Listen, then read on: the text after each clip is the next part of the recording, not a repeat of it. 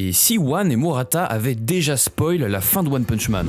En 2012, le créateur de la série One a été interviewé. On lui a demandé ce que ça faisait de voir One Punch Man grandir et gagner en popularité. Ce à quoi il a répondu: « Je suis heureux de voir que cela a suscité une réaction plus importante que je ne l'avais prévu. J'ai rapidement dessiné le chapitre 2, puis de nombreux commentaires me disaient de vite sortir le prochain chapitre. Alors j'en suis venu à écrire le scénario jusqu'au tout dernier chapitre, que je suis encore à l'heure actuelle. » Il semblerait que One ait déjà réfléchi à comment One Punch Man va se terminer, et ce, depuis les 3 premiers chapitres du webcomic, sorti en 2009. Lorsqu'il dit qu'il suit encore le scénario à l'heure actuelle, est-ce vraiment le cas? Car, comme on a pu le constater avec les terribles Ridro, les versions supprimées, One a l'air de tenter d'inclure de nouveaux éléments scénaristiques, comme on a pu le voir dans le manga avec Blast, le Sage des Mille Pattes, Cosmic Garo, mais la plupart du temps, il revient sur sa décision et demande à Murata de tout refaire. Surtout avec l'arc des ninjas et Void le Vide. On ignore ce que One a derrière la tête, il ne donne quasi aucun indice. Par contre, en parlant de Murata, il y a des choses à dire. Autrefois, il dessinait en live et interagissait avec la communauté. Il a accidentellement leak certaines choses, notamment Orochi contre les classes S, même si au final, le dénouement a été changé par la suite. Pendant ses livestreams de 2018, voici ce qu'il a dit concernant la fin de One Punch Man, ainsi que sa propre théorie.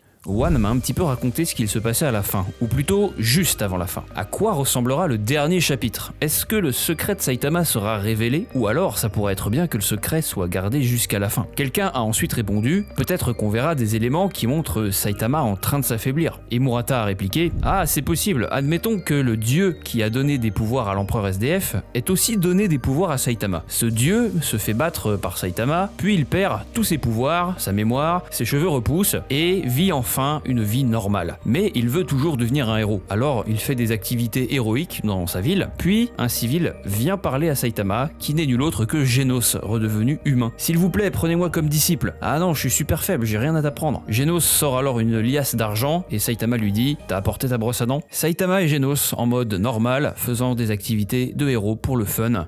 Fin.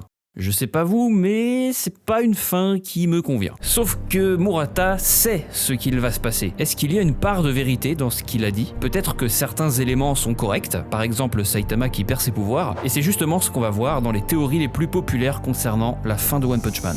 Théorie numéro 1. Saitama affronte enfin un adversaire capable de le pousser à bout. C'est maintenant à 99% sûr, Saitama affrontera God à la fin de la série. Blast veut même le recruter dans son équipe lorsque le moment viendra. On le sait, Garou a poussé Saitama bien au-delà de ses limites, en le copiant à l'infini. Dites-vous qu'il ne s'agit là que d'un échantillon de la puissance de God, donc imaginez ce dont il est réellement capable. La seule façon de blesser Saitama serait d'être encore plus fort que lui dès le début, avant que sa croissance ne devienne exponentielle. Même Garou n'a pas réussi, ce qui laisse tout naturellement comme dernière option God. On ignore l'étendue de sa puissance, mais admettons que Saitama soit en difficulté. Il détruit une partie de l'univers, voire même du multivers, qui sait, ça explose dans tous les sens, et Saitama finit par gagner. On l'aura enfin vu saigner, peut-être même avec un membre cassé. Il a enfin trouvé satisfaction dans ce dernier combat et peut vivre sa vie tranquillement. Ou alors, option B, Saitama et God s'entretuent, l'univers est sauvé, mais Saitama meurt, en ayant toutefois accompli son rêve d'avoir un adversaire à sa taille. De plus, bien que ce soit un rêve, Saitama a affronté le roi des monstres terre. Est-ce qu'il s'agit d'un rêve prémonitoire et que l'arc final se déroulera exactement de cette façon? Affaire à suivre. Théorie numéro 2, Saitama perd. Parmi toutes les théories de cette vidéo, je pense que c'est celle qui a le moins de chances de se réaliser. Dans le cas où Saitama perd son affrontement contre God, cela signifie un bad ending. Pourquoi pas après tout? Plus personne ne peut empêcher God d'anéantir l'humanité. Et il a le champ libre pour dominer l'univers, ou que sais-je encore. On serait donc confronté à la fameuse prophétie de la voyante Shibabawa. La Terre est dans la mouise. La prophétie s'est bel et bien réalisée, et on se retrouverait une nouvelle fois dans la même timeline où Garou a tué tout le monde. Le sombre futur. Sans parler de cette image posté par Murata sur Twitter, on peut clairement voir ce qui semble être God descendre des cieux et détruire l'association des héros. C'est une image très mystérieuse et Murata n'a pas refait de commentaires là-dessus. Cette image est sortie pendant l'arc des ninjas et dans cet arc, Void le Vide utilisait des genjutsu, une technique d'illusion. Est-ce que cette image aurait pu servir de genjutsu envers Blast, Void qui manifeste la plus grande crainte de Blast, c'est-à-dire la disparition totale des héros, ce qui laisserait le champ libre à God puisqu'il n'y aurait plus de protection sur Terre.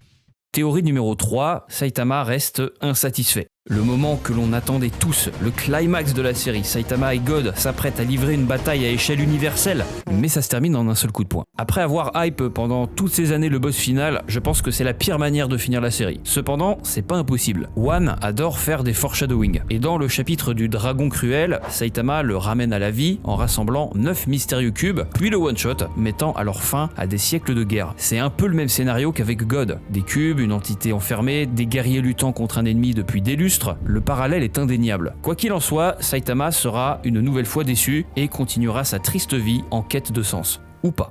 Théorie numéro 4, Saitama perd tous ses pouvoirs et devient le One Punch Man. Ce dieu se fait battre par Saitama, puis il perd tous ses pouvoirs. Et oui, Murata a peut-être raison. God semble être la source de tous les monstres et des pouvoirs dans l'univers de One Punch Man. Le principe d'obsession se matérialise sous la forme de puissance. Exemple tout à fait concret, Saitama. Il a voulu devenir le plus puissant des héros et one-shot tous ses adversaires, et bien son vœu a été exaucé. Même principe pour les monstres. Tu aimes les crabes, et bah tu deviens un crabe. Cet élément surnaturel a forcément une origine. Les gens n'ont pas pu commencer à se transformer du jour au lendemain comme par magie. Dans la plupart des séries, c'est normal, les gens ont des pouvoirs car c'est comme ça que ça fonctionne, mais ce n'est pas le cas de One Punch Man. Je suis sûr qu'il y a une explication derrière tout ça. Je vous la donne dans le mille, God. Une fois vaincu, il est possible que tous les monstres et pouvoirs disparaissent car il en est la source. Et Saitama n'est pas une exception. God aurait appliqué un limiteur à tous les êtres vivants, mais Saitama l'a retiré. Est-ce qu'il le retrouvera une fois God disparu? Et même s'il le retrouve, il n'y aura plus aucun monstre à affronter. Et qui dit plus aucun monstre à affronter, dit plus d'association des héros. Donc, est-ce que Saitama obtiendra le titre de classe S numéro 1 après que Blast l'ait vu se battre? Et surtout, est-ce que son nom de héros changera de Chauve à la cape à One Punch Man? C'est donc possible que Saitama change de nom à la toute fin de la série et se fasse appeler One Punch Man. Théorie numéro 5, le voyage temporel. Lorsque Saitama est retourné dans le passé, il a fusionné avec sa version du présent et perdu tous les souvenirs de son combat contre Garou, ainsi que sa puissance capable de détruire Jupiter. Est-ce que ça serait le moyen de le vaincre? Remonter dans le temps avant qu'il ne retire son limiteur et le tuer à ce moment-là? Garou n'a pas été capable de maîtriser le voyage dans le temps, mais qui nous dit que God n'en est pas capable? A-t-il gardé ses souvenirs du futur, contrairement à tous les autres personnages? Si c'est le cas, cela lui permettrait de remonter dans le temps dès qu'il se libère et vaincre Saitama dans le passé. Cette théorie me fait un peu penser au dénouement final du fan manga Terra 2. God fait rajeunir Saitama et le ramène au moment où il avait encore des cheveux.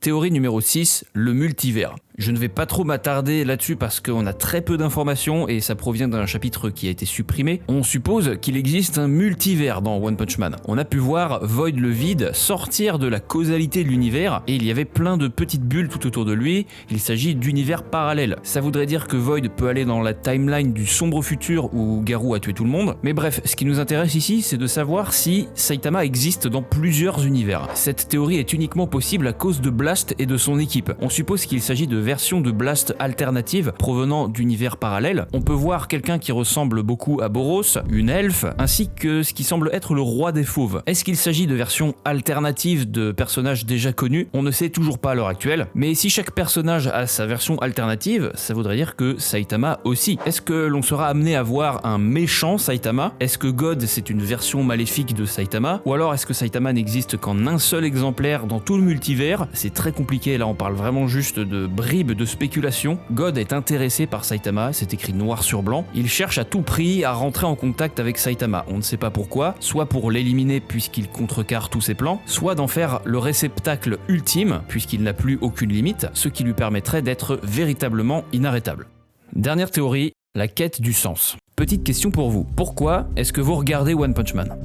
Une des réponses que vous pouvez donner serait « Est-ce que quelqu'un arrivera enfin à battre Saitama ?» Bien que ce soit effectivement un sujet qui nous pousse à regarder la série, ce n'est pas vraiment son but principal. Le véritable objectif de One Punch Man et de Saitama n'est pas de trouver un adversaire à sa taille, mais de trouver un sens à sa vie. Et oui, désolé de vous décevoir, même King semble l'avoir compris, il dit à Saitama « Tu es peut-être le plus fort des héros, mais tu es loin d'être le meilleur des héros. » Lors de son combat contre Garou, Saitama dit qu'il pense avoir enfin trouvé ce qu'il a toujours cherché chercher, à savoir un adversaire redoutable. Mais la mort de son ami Genos ne lui procure aucune satisfaction. Les seuls moments où on voit Saitama ressentir des émotions, ce n'est pas en combat, mais lorsqu'il rencontre des gens. Au fond, ça le saoule un peu parce que ça dérange son train-train quotidien, mais il rage contre King en jouant aux jeux vidéo, il se fait engueuler par Tatsumaki et Fubuki, panique à l'idée de rater le camion poubelle ou de perdre son porte-monnaie, et surtout, il s'énerve pour la première fois lorsque Genos est tué. Celui qui l'a accompagné dans les moments difficiles, lorsque tout le monde lui tournait le dos, Genos était toujours là. Après le combat final contre God, Saitama va se rendre compte que trouver satisfaction dans les combats n'était pas la bonne route à suivre. À la place, il trouvera le bonheur dans les relations humaines et les petits moments simples de la vie. Saitama inspire et change toutes les personnes qu'il rencontre parce qu'il est fort et il le respecte. La réponse était sous son nez depuis le début et ses émotions vont commencer à revenir petit à petit. Comme l'a dit Murata, peut-être qu'il continuera de vivre en coloc avec Genos, ou bien des sentiments romantiques vont commencer à se développer envers Fubuki ou Tatsumaki. Pour la communauté en tout cas, c'est visiblement déjà acté. Mais je pense que ce qui lui procurera le plus de satisfaction, c'est d'enfin battre King aux jeux vidéo.